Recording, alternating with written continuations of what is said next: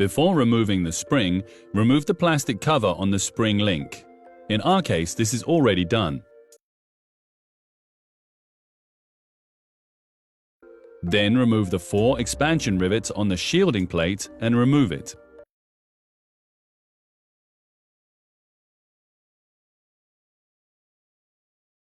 Loosen the spring link on the rear axle carrier. However, do not undo the nut completely. Remove the nut of the shock absorber fixing screw.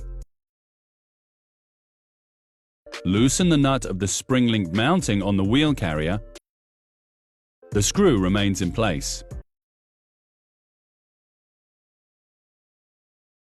Remove the screw of the level sensor linkage on the spring link and remove it.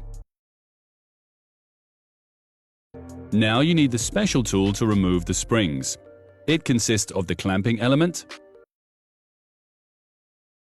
the bridge with guide rods, the adjustment sleeves and the spindle, the base plate,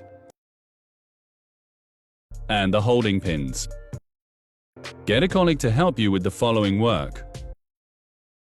Attach the base plate to the spring link and fix it diagonally with 2 holding pins.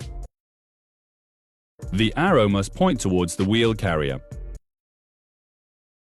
If possible, insert the clamping element centrally and in the upper area of the spring.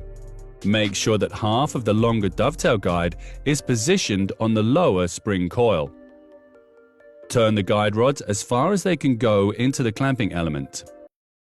The different heights of the 2 parts of the clamping elements are compensated with the adjustment sleeves on the guide rods, so that the 2 halves are in contact with the spring.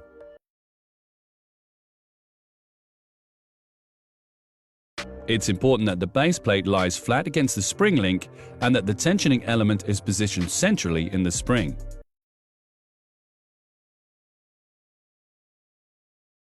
When everything is ready, turn the spindle. The spring is now tensioned.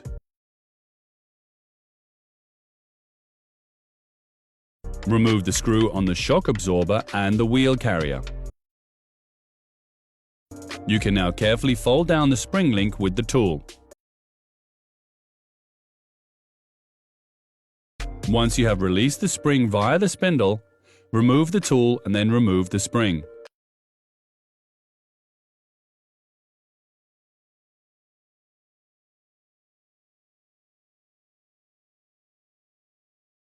Continue with the installation.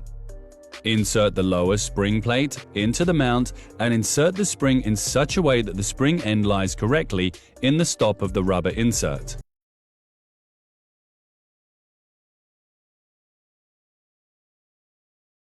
Place the tensioning element in the middle of the spring and turn the guide rods back into place.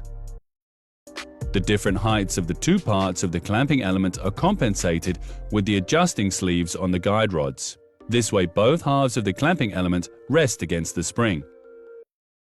Again, it's important that the base plate lies flat against the spring link and that the tensioning element is positioned centrally in the spring. When everything fits, tighten the spring. Return the spring link to its original position and fasten it to the wheel carrier using the screw.